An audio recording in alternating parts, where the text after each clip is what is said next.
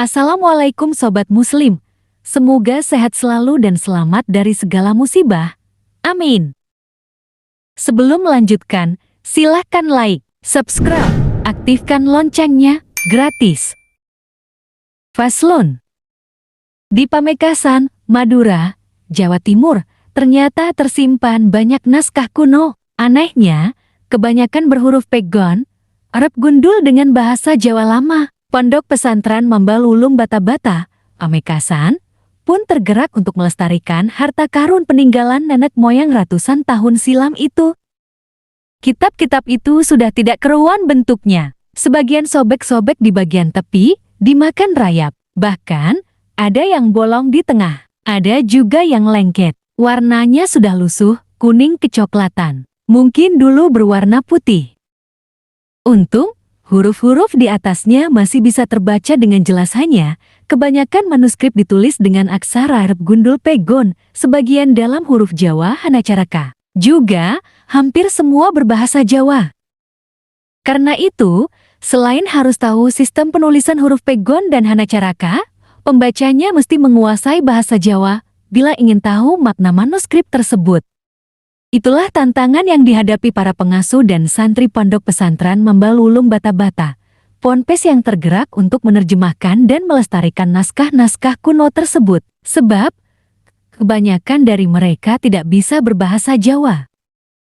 Sekali mempelajari manuskrip yang belum diketahui tahun pembuatannya dan peninggalan siapa itu, naskah-naskah tersebut kini memang disimpan di salah satu sudut ponpes yang terletak di Desa Panaan, Palengaan, Pamekasan tersebut. Tak tanggung-tanggung, demi mengetahui makna naskah kuno itu, sebagian santri dikirim ke Indramayu, Jawa Barat. Karena di sana Indramayu, kami kenal dengan seorang ahli manuskrip Jawa kuno, kata Kepala Pendidikan Ponpes Mambal Ulum Bata-Bata Ahmadi saat ditemui di aula pesantren. Ahli manuskrip itu bernama Ki Tarka Sutaraharja. Tarka diperkenalkan kepada pengurus ponpes oleh pemerhati manuskrip kuno di Pamekasan, K.H. Ilzamuddin. Tarka kemudian membantu Elza menerjemahkan naskah kuno yang dia simpan. Tentu saja, dibutuhkan biaya yang tidak sedikit untuk bisa menerjemahkan naskah kuno. Menurut Ilzam, untuk bisa mengerti naskah kunonya secara utuh, biaya yang dikeluarkan bisa jutaan rupiah, hitungannya per lembar. Tinggal dikalikan saja dengan jumlah lembarnya, tutur Ilzam sambil menunjukkan naskah terjemahannya yang sudah berbentuk buku ukuran A4. Buku setebal 90 halaman itu berjudul Hikmah yang Tersembunyi. Bukan hanya satu, melainkan 2 jilid buku.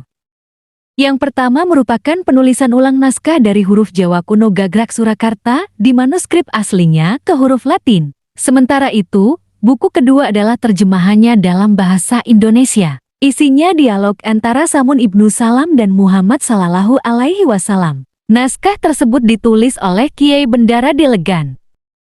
Ilzam menjelaskan, usia manuskrip bisa dilihat dari jenis tulisan yang terpampang dan jenis media yang digunakan. Manuskrip dengan daun lontar sudah pasti berusia paling tua. Manuskrip dengan bahan kulit kayu berusia lebih muda. Namun, untuk lebih pastinya, harus melalui penelitian lebih lanjut. Biasanya dilakukan uji karbon. Nah, itu biayanya tidak murah juga, tuturnya. Manuskrip-manuskrip tua yang kini disimpan di Ponpes Mambal Ulum Bata-Bata umumnya didapat dari masyarakat. Menurut Ahmadi, sebenarnya banyak warga yang menyimpan manuskrip kuno itu. Ada yang mengaku warisan dari nenek moyang mereka. Tapi ada juga yang hasil penemuan di gedung-gedung tua di Pamekasan. Belum diketahui bagaimana bisa naskah-naskah kuno berbahasa Jawa tersebut sampai di tangan masyarakat Madura. Ahmadi sendiri menyatakan keheranannya. Pengurus ponpes kemudian menunjukkan salah satu naskah dari daun lontar milik warga. Jumlahnya 72 lembar. Setiap lembarnya lalu difoto untuk dokumentasi. Bila ada yang ingin melihat atau meneliti, tinggal melihat di file foto. Naskah aslinya masih tersimpan di rumah pemiliknya di Bujugeru, Desa Blumbungan, Kecamatan Larangan, Pamekasan, agak jauh dari lokasi pondok. Ponpes Mambal Ulum Bata-Bata sampai saat ini sudah berhasil mengumpulkan 33 manuskrip kuno. Semua disimpan di sebuah lemari kaca dan dipajang di depan ruang administrasi. Beberapa waktu lalu, peneliti dari Malaysia dan Jepang sampai ke sini untuk melihat langsung naskah-naskah kuno ini, terang Ahmadi. Pihak pesantren melakukan perawatan semampunya pada manuskrip-manuskrip tersebut. Misalnya, seperti dituturkan Ahmadi, debu-debu di lembar naskah itu dibersihkan dengan kain. Padahal, kalau orang luar memperlakukan naskah lama itu sangat hati-hati, ujarnya, lantas tertawa kecil. Menurut Kepala Badan Otonom Ponpes Mambal Ulum Bata-Bata Wahyudi Effendi, tingkat kesulitan membaca huruf Jawa kuno sangat tinggi. Karena itu, santri yang diberi kesempatan belajar hingga ke Indramayu harus santri yang berik tinggi. Untuk saat ini, baru 6 orang yang dikirim. Anak-anak butuh waktu sebulan untuk menguasai cara membaca huruf Jawa kuno. Metode belajarnya senyaman pribadi mereka masing-masing. Misalnya, Subian, santri paling senior. Dia biasanya belajar membaca sejak pagi. Kalau sudah pusing, berhenti dulu. Puyengnya hilang, belajar lagi sorenya. Membaca huruf Jawa kuno juga cukup rumit menurut Muhammad Faizin, santri lain. Karena hurufnya ditulis tangan semua, tentu agak repot jika harus membaca gaya tulisan tangan yang berbeda-beda. Karakternya itu lain-lain, ujar Faizin. Setelah 6 santri itu pulang, rencananya Ponpes Mambal Ulum Bata-Bata membuka semacam klub baru. Klub untuk belajar membaca naskah kuno. Selama ini kelas khusus yang dimaksud itu lebih banyak mempelajari bahasa asing, yakni bahasa Inggris, Arab, Mandarin, Jepang, Jerman, hingga Mandarin. Nah, kelas membaca naskah Jawa kuno tersebut akan menjadi kelas pertama yang mempelajari bahasa lokal. Jadi, nanti para santri ini yang mengajar adik-adik kelas mereka cara membaca manuskrip Jawa kuno, tandas Wahyudi. Congkop merupakan bahasa Madura yang diistilahkan untuk tempat yang digunakan khusus untuk melaksanakan kegiatan ibadah. Congkop di PP Mambal Ulum Bata-Bata digunakan untuk semua kegiatan ibadah meliputi syalat berjamaah yang dilaksanakan secara bergantian mengingat kapasitas dan daya tampung musyola umum tidak bisa memenuhi jumlah santri dalam kegiatan syalat berjamaah. Dalam kegiatan syalat berjamaah, congkop ini didirikan oleh RKH Masjid dan pada saat itu distatuskan sebagai masjid jami. Daya tampung congkop pada awalnya hanya mampu menampung sekitar 80 orang dalam kegiatan syalat berjamaah dan sekitar 200 orang dalam kegiatan istighatsah. Setelah diadakan perluasan pada tahun 2003, maka kapasitas congkop kemudian mampu menampung sekitar 250 orang dalam kegiatan syalat berjamaah dan sekitar 600 orang untuk kegiatan istighatsah. Congkop ini dibangun dengan desain yang sifatnya memisahkan antara pengunjung putera dan putri. Fasilitas yang dapat digunakan di congkop ini adalah sekitar 200 Al-Quran 30 juz dan 150 eksemplar munjiat di putera dan di putri. Di congkop ini juga disediakan fasilitas tempat wudhu bagi pengunjung putera dan tempat mandi dan wudhu serta mukena untuk pengunjung congkop bagian putri. Hal ini dilakukan karena congkop tidak hanya dipadati oleh santri melainkan juga dikunjungi oleh masyarakat dari berbagai penjuru. Congkop juga digunakan untuk kegiatan istighatsah khusus. Congkop dihadapkan pada pasaren leluhur yang merupakan tempat pemakaman bagi keluarga besar pengasuh PP Mambal Ulum Bata-Bata. Di pasaren ini terdapat makam Raden Kiai Haji Majid bin Itsbat Nasyihah Raden Kiai Haji Qadir bin Abd Majid RKH Ahmad Mahfud Zayadi RKH Syamsul Arifin bin Ahmad Mahfud RKH Abdul Hayy Mukit bin Abd Hamid dan Aziz bin Abd Hamid. Musyola merupakan tempat untuk mendirikan syalat. Bangunan musyola PP Mambal Ulum Bata-Bata pertama kali dibangun pada masa RKH Ahmad Mahfud Zayadi dengan daya tampung sekitar 500 orang untuk kegiatan syalat berjamaah dan sekitar 750 orang untuk kegiatan istighatsah dan kajian kitab kuning. Bangunan ini terbuat dari kayu dan masih dipergunakan sesuai dengan fungsinya sampai sekarang. Kemudian pada periode berikutnya, mushola ini diadakan pelebaran. Bangunan baru mushola ini tersambung dengan mushola sebelumnya. Sehingga daya tampung mushola ini mampu menampung sekitar 2.000 orang dalam kegiatan syalat berjamaah dan 3.500 untuk kegiatan istighatsah dan kajian kitab kuning. Mushola ini dilengkapi dengan fasilitas penunjang kegiatan berupa tongkat khutbah, pengeras suara, meja bagi pengasuh dan pendidik. Pada kajian kitab kuning dan kipas angin, sesuai fungsinya, mushola ini pada intinya digunakan sebagai tempat untuk melaksanakan kegiatan syalat berjamaah pada syalat maghrib, syubuh, zuhur dan asyar. Di samping itu, mushola ini juga digunakan untuk kegiatan-kegiatan kajian kitab kuning, istighatsah, pembacaan syaraful anam dan pertemuan tertentu yang perlu melibatkan santri secara keseluruhan. Mushola ini juga digunakan santri untuk menghafalkan alfiyah dan Al-Quran beserta takrarnya. Asrama merupakan tempat santri sebagai pengganti dari rumah yang mereka tinggalkan dalam menuntut ilmu di pesantren. Layaknya fungsi rumah pada umumnya, asrama merupakan tempat bagi santri memenuhi kebutuhannya. Hanya saja kebutuhan yang dapat dipenuhi adalah kebutuhan yang sifatnya diatur oleh undang-undang pesantren. Semua santri memiliki hak pakai bagi asrama yang disediakan, namun kebebasan penggunaannya tetap dalam koridor undang-undang yang ditetapkan. Semua santri memiliki hak pakai bagi asrama yang disediakan, namun kebebasan penggunaannya tetap dalam koridor undang-undang yang ditetapkan. Pada awalnya, asrama bagi seluruh santri terbuat dari kayu dan gedek. Hanya saja, setelah terjadinya kebakaran besar pada tahun 1982 yang menghanguskan sebagian besar asrama santri dengan dukungan sepenuhnya dari masyarakat, akhirnya pembangunan asrama santri yang baru dilakukan dengan bahan bangunan dari semen, batu dan bata layaknya bangunan sekarang. Asrama santri memiliki nama dan istilah yang diambil dari urutan huruf alfabet. Berdasarkan kapasitasnya, asrama PP Mamba Lulung Bata-Bata dapat diklasifikasikan sebagai berikut.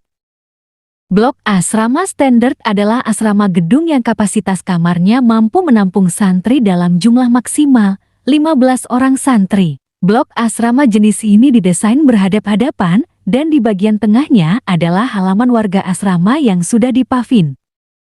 Blok asrama ini terdiri dari 12 jumlah kamar dengan ukuran luas masing-masing kamar 4 meter x 5 meter. 11 diantaranya merupakan kamar hunian dan 1 diantaranya difungsikan sebagai kantor asrama. Sehingga blok asrama jenis ini mampu dihuni oleh sekitar 165 warga asrama. Blok asrama double standard adalah asrama santri yang daya tampungnya mampu dihuni oleh santri maksimal 17 orang. Blok asrama ini didesain dengan saling membelakangi satu sama lain, sehingga masing-masing asrama memiliki halaman sendiri. Blok asrama ini dibangun dengan 2 lantai dengan tangga penghubung terletak di bagian tengah, sehingga blok asrama ini terdiri dari 4 asrama terdiri dari blok An, O, Panjang dan blok Ki. Masing-masing asrama terdiri dari 9 kamar hunian dan 1 kamar sebagai kantor. Masing-masing kamar berukuran 5 meter x 7 meter. Tiap-tiap asrama ini dihuni oleh sekitar 180 hingga 200 warga asrama. Blok asrama non-standard adalah asrama santri yang terbuat dari kayu dan gedek yang ukuran dan desainnya tidak beraturan. Blok asrama ini terdiri dari blok M1, M2, R dan blok S. Masing-masing blok memiliki jumlah kamar yang berbeda-beda. Namun, rata-rata mampu menampung sekitar 250 warga asrama. Tiap-tiap asrama ini dilengkapi dengan kantor khusus. Di samping terdapat kantor, tiap-tiap asrama dilengkapi dengan sarana standar sebagai penunjang pengelolaan. Sarana penunjang tersebut terdiri dari mading, papan tulis, alat kebersihan dan tempat pakaian. Hal ini dilakukan karena asrama tidak hanya difungsikan sebagai kediaman bagi santri, melainkan tempat dan lingkungan belajar yang akan dirasakan pertama kali oleh santri. Perpustakaan PP Mamba Lulung Bata-Bata bernama Perpustakaan Al-Majidiyah. Perpustakaan ini pada awalnya terletak di Kompleks Madrasah Timur. Namun setelah direlokasi, perpustakaan ini dipindah ke Kompleks Pesantren tepatnya di bagian tengah pesantren. Relokasi ini bertujuan untuk mempermudah jangkauan santri dalam memenuhi kebutuhannya terhadap koleksi referensi perpustakaan. Akhirnya, pembangunan perpustakaan yang baru dibangun dengan luas 6 meter kali 25 meter dengan perencanaan konstruksi 2 lantai. Pembangunan lantai dasar selesai dan telah digunakan ini kemudian mengalami kebakaran pada 22 Agustus tahun 2008 sebagai imbas dari kebakaran yang melanda asrama santri pada Blok S. Sehingga, kebakaran tersebut mengakibatkan kerusakan pada bagian atap dan membakar beberapa koleksi buku dan kitab di dalamnya. Kemudian proses rehabilitasi dilakukan dengan mengubah bangunan tersebut dengan rencana 2 lantai dengan cara mengecor bagian atapnya. Setelah itu, perpustakaan dioperasikan kembali dengan menggunakan lantai dasar, sambil menunggu penyelesaian untuk pembangunan lantai 1, Perpustakaan Al-Majidiyah Pondok Pesantren Mambal Ulum Bata-Bata memiliki koleksi referensi berupa buku dan kitab yang dapat diklasifikasikan dalam beberapa kategori bacaan. Kategori tersebut terdiri dari: di samping menyediakan koleksi kitab dan buku, Perpustakaan Al-Majidiyah PP Mambal Ulum Bata-Bata juga menyediakan kaset dalam bentuk CD dan DVD untuk ditayangkan kepada santri. Koleksi kaset CD dan VCD tersebut terdiri dari beberapa pengetahuan keagamaan yang dikomparasikan dengan penjelasan. Jumlah kaset CD dan DVD tersebut sebanyak 49 judul kaset. Penayangan ini mempunyai tujuan untuk melengkapi pengetahuan santri dengan pengalaman audiovisual. Mading pesantren. Informasi merupakan sesuatu yang sangat signifikan pengaruhnya terhadap pertumbuhan pengalaman seseorang. Sehingga media yang secara khusus menjembatani kebutuhan terhadap informasi juga memiliki peran yang juga signifikan. Signifikansi fungsi informasi serta medianya ini perlu dilanjutkan dengan program khusus. Dalam hal ini, PP Mambal Ulum Bata-Bata menyediakan fasilitas mading pesantren yang rehabilitasinya telah dirampungkan beberapa bulan yang lalu. Mading ini berfungsi untuk: pertama, memampangkan koran. PP Mambal Ulum Bata-Bata dalam memenuhi kebutuhan akan informasi berlangganan dengan Jawa Pos. Koran ini yang digunakan untuk memenuhi kebutuhan informasi santri. Pemampangan koran ini juga diimbangi dengan kegiatan sensor. Kegiatan sensor ini bersifat sederhana, yaitu dengan menutup bagian gambar atau foto yang terkesan vulgar dan tidak etis. Kedua, menerbitkan mading pesantren. Mading pesantren juga memiliki fasilitas untuk menjembatani kreativitas santri, sehingga bisa dinikmati oleh santri. Dalam hal ini, pengurus pesantren membentuk tim redaksi mading yang diterbitkan tiap bulan 1 kali berdasarkan kalender Hijriyah. Nama mading ini adalah MBB yang merupakan singkatan dari Buletin Bata-Bata. Slogan atau brand mading ini adalah salaf tapi futuristik. Mading ini memiliki rubrik dengan penjelasan sebagai berikut. Pertama, salam redaksi, pengantar tim redaksi. Kedua, opini, isu dan tema aktual. Ketiga, Mahaduna, seputar PP Mambal Ulum Bata-Bata. Keempat, Kulukuna, ketika kepesantrenan. Kelima, Ubudiyah, seputar ibadah sehari-hari. Keenam, Ruhiyah, motivasi keilmuan. Ketujuh, Tadabur, renungan. Kedelapan, Ustadz Zuna, profil tenaga pengajar senior. Kesembilan, jejak sang mualif, biografi para intelektual muslim. Secara struktural, tim redaksi merupakan induk dari perpustakaan pesantren. Namun, proses rekrutmennya merupakan hasil dari tindak lanjut pelaksanaan Musabakah Mahadiyah Kefi dengan merekrut pemenang lomba karya tulis dari seluruh cabang dan kategori. Tim redaksi ini nantinya akan diseleksi kembali untuk diteruskan menjadi tim redaksi buletin pesantren. Untuk menertibkan publikasi informasi ini, maka pihak instansi yang membutuhkan penyampaian informasi menghubungi pihak petugas. Selanjutnya informasi tersebut akan didokumenkan oleh pihak petugas sebagai arsip.